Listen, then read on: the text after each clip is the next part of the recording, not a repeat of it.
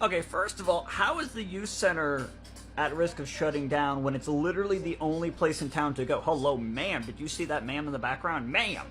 But also, like, if everyone's already here, they're already financially supporting the youth center. You don't need to ask for donations from people who are already fucking there. I'd say go downtown to raise money, but I don't think you have a downtown. Oh yeah, have Billy cook the books. Oh, Ernie, maybe if you didn't hire 5 superheroes and 2 delinquents to constantly damage your fucking business and waste your fucking supplies and resources, you wouldn't be fucking going out of business. Why is there a dog? That's why there's a dog, so that you can have. It's like the talent show. Like, let's put on a talent show to save the community center plotline. Except instead of a talent show, it's a lost dog. But of course you can't let the fucking juice bar, youth center, community center, literally only other building in town go out of business. It's literally the only other building in town.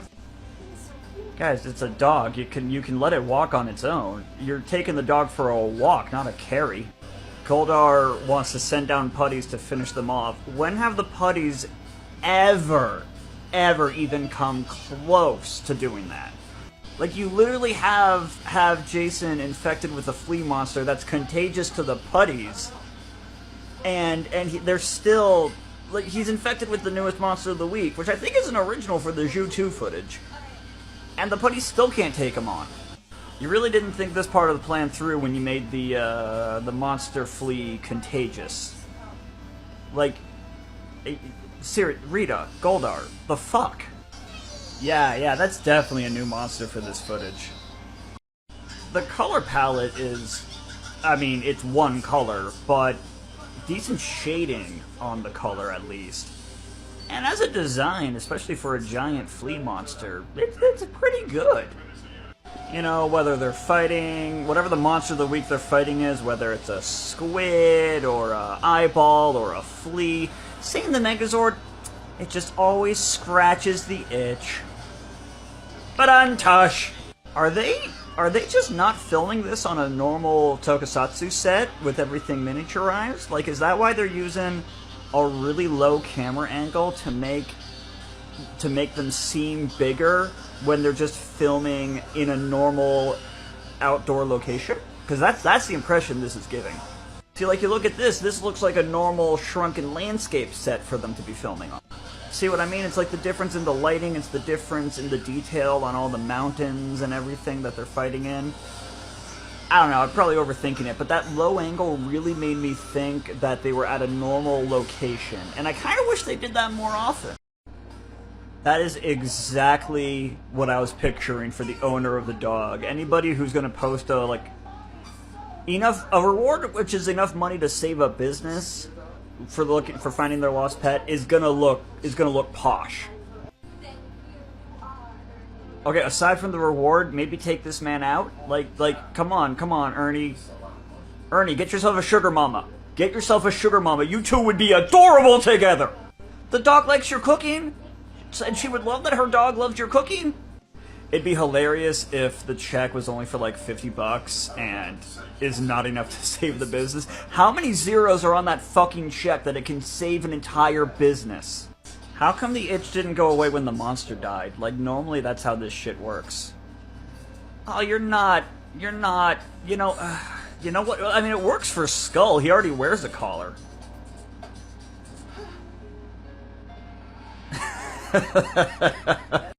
And I mean, obviously they were gonna save the fucking community center.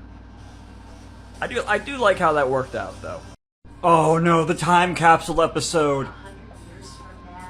Oh lord, there's a lot of ways this can go. You're just putting random objects in there. Like, he just put a fucking $5 T-ball style trophy, Pee-wee Sports trophy in there. That thing's gonna get snapped in half by everything else. At least the clothing is gonna fucking survive. You don't need to put the fucking photo of the Power Rangers in a time capsule. There's gonna be fucking news records and shit. There's been a reporter who has, a local news reporter who has mentioned them multiple times on air. This shit is documented. Zach brought in a CD. Are they even going to be able to play CDs in the future? I mean, Jesus, because you can't even find a cassette or a VHS player anymore, and those were still used 20 years ago. This time capsule is going to be 100 years old. I am needlessly nitpicking, but it is fun. Yeah, see, a newspaper! That's a much better way to fucking showcase the Power Rangers in a single fucking photo. Boys, you're not putting a sandwich in there. You're not putting a sandwich in there. You're going to try to put a sandwich in there. Boys, what the fuck? You can tell when it's a new monster for the Zhu 2 footage because they use that orange clay instead, that orange clay figure footage instead of the regular one. I mean, in 100 years, when people think of the Power Rangers, aren't they just going to think of Time Force? Oh, we got the highest grades in class, so we get to bury the time capsule. First of all, that sounds more like a punishment than a reward. Second of all, you're getting to bury it because you're the only teenagers with fucking names. Zach, stop stealing my jokes. The Zhu 2 footage does have much better civilian fights. They were already getting pretty good in the original 40 episodes for the season, but they're just getting much better with the new footage they had to make. It's probably also that the cast and the extras for the putties are just getting much more comfortable with the stunts and the fight choreography, but yeah, the fights are just getting better. Yeah, that's a new monster. I was right.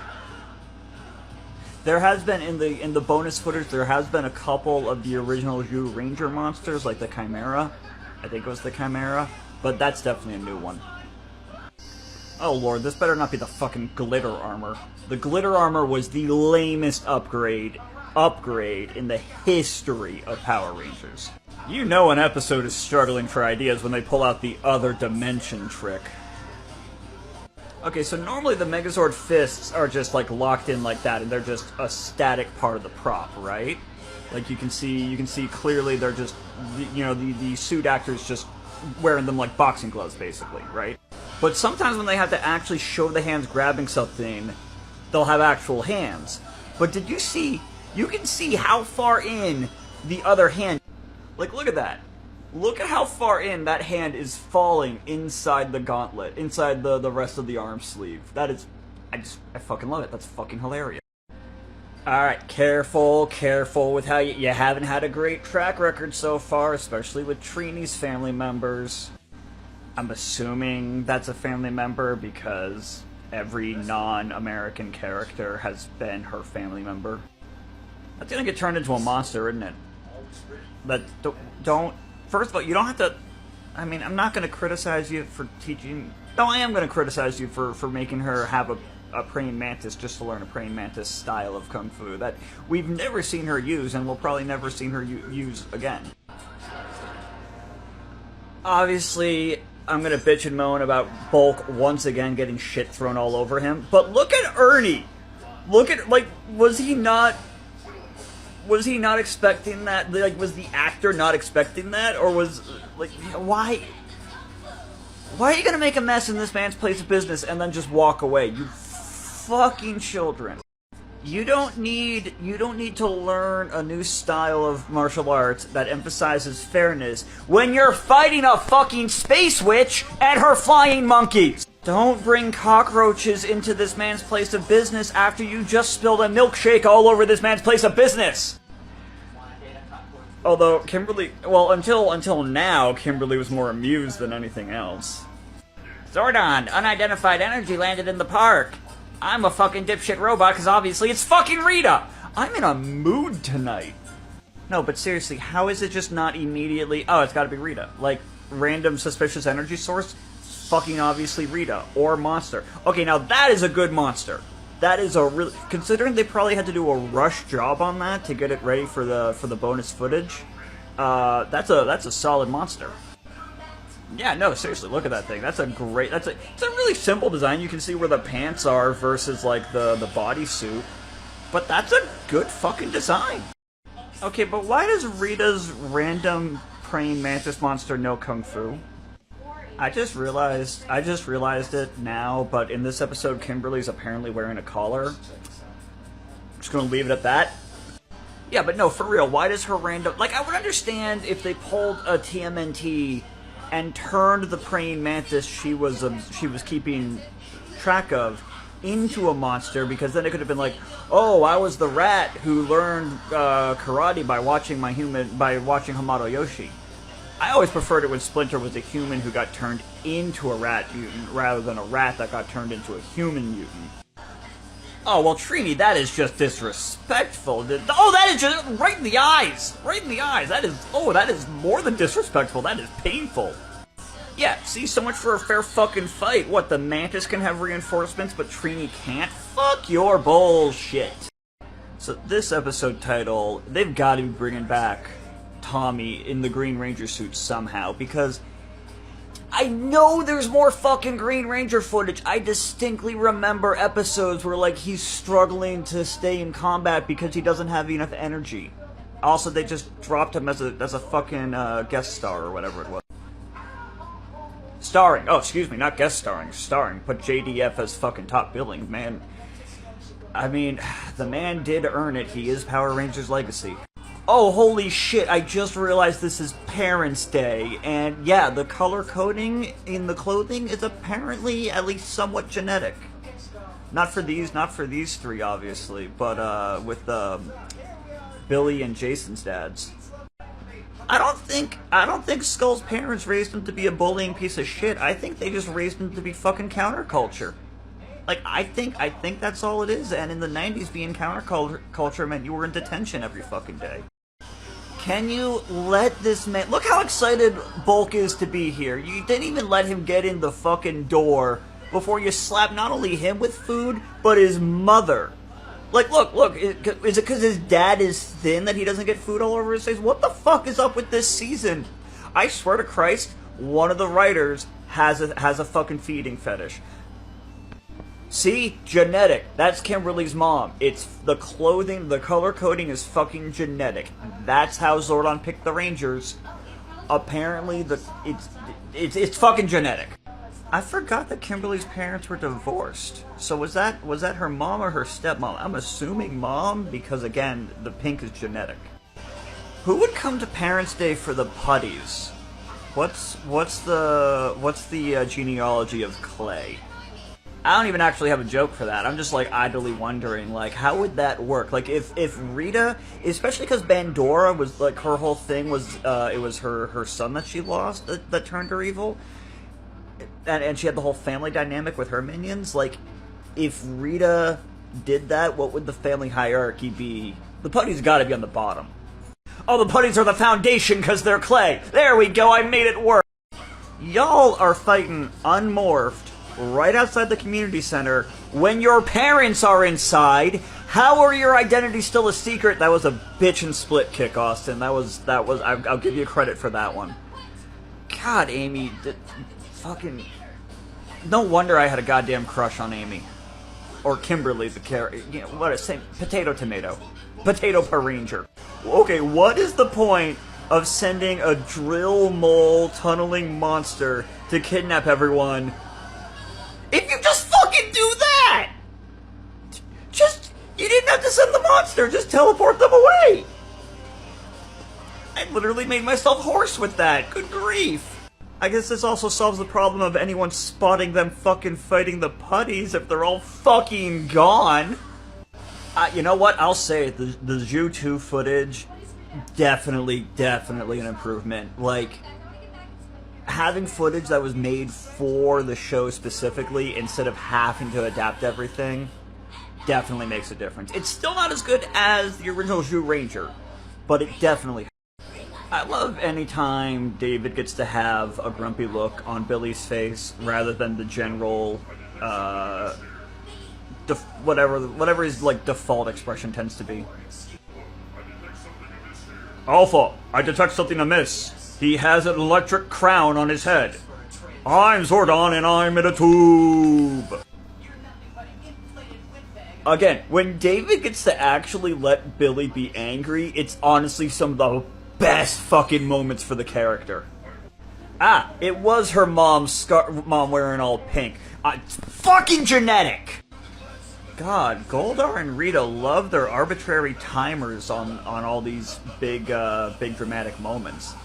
Just, dude, you have the Dragon Dagger. Just fucking destroy the city with the Dragon Sword. You don't have to also kill their parents. You can kill their parents by destroying the fucking city, you stupid flying monkey. I think I finally realized that the difference in the Goldar suits when it's the American-made suit is the teeth. Or at least, like, the suit they use for American footage. Because he did not have those fucking teeth in the Sentai. I do vaguely remember this from when I was, oh god, 30 fucking years ago. Austin making such a grumpy goddamn face right there. Also, they listed Tommy in the opening credits. What is he gonna... He's gonna show up literally right before the fucking end credits roll, isn't he? Like... Don't list my man JDF and then not have him show up.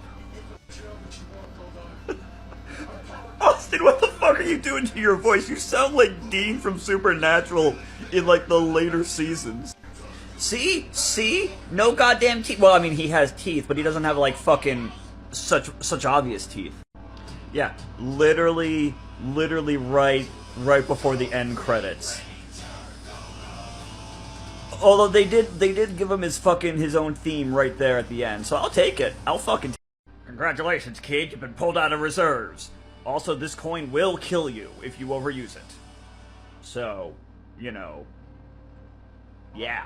So, infusing Tommy with Zordon's energy, does that mean his powers will be turned Zord, no, fuck it. I couldn't, it just didn't work. I couldn't put the pieces together fast enough. God damn it. There was, like, perfect opportunity for a joke there. My other joke was that Zordon was way too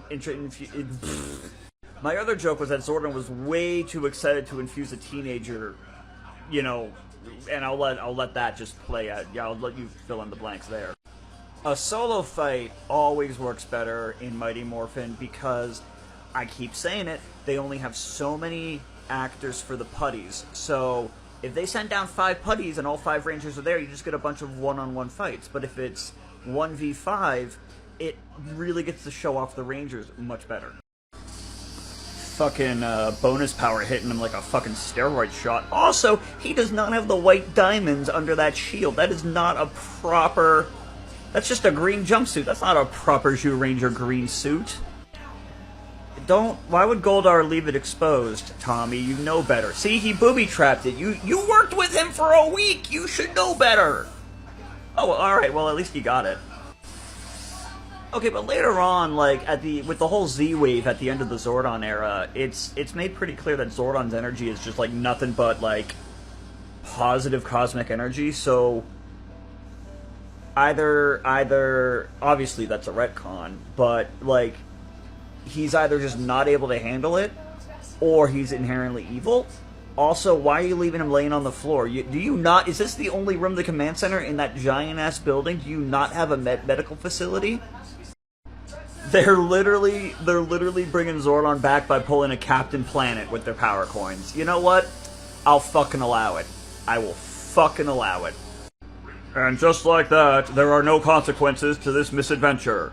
Aside from Tommy lying comatose on the floor. I'm Zordon and I'm in a tube. Oh my god, he's levitating. He's Power Rangers Jesus! Which we actually kind of already knew, because every time his Ranger form dies, he comes back as a new color. I do love that the whole team is back together again. I'm trying to remember, because Season 2 is obviously when they're going to switch to the Die Ranger footage. And this is episode 50 of 60 for Season 1, so I am assuming that we're only going to get another 10 episodes before Tommy switches over to White Ranger. I fucking maintain that they should have used the Die Ranger suits in Season 2. Billy, you failure!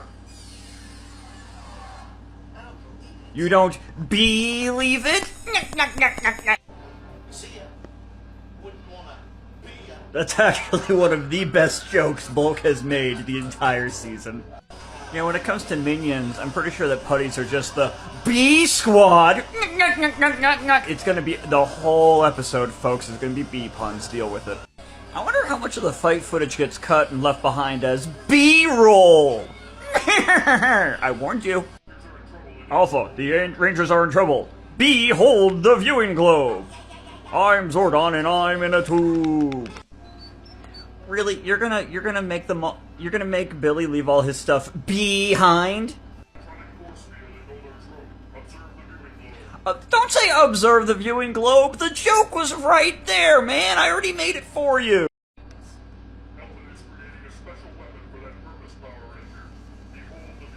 Yeah, now you fucking say it, you fucking tubed up asshole.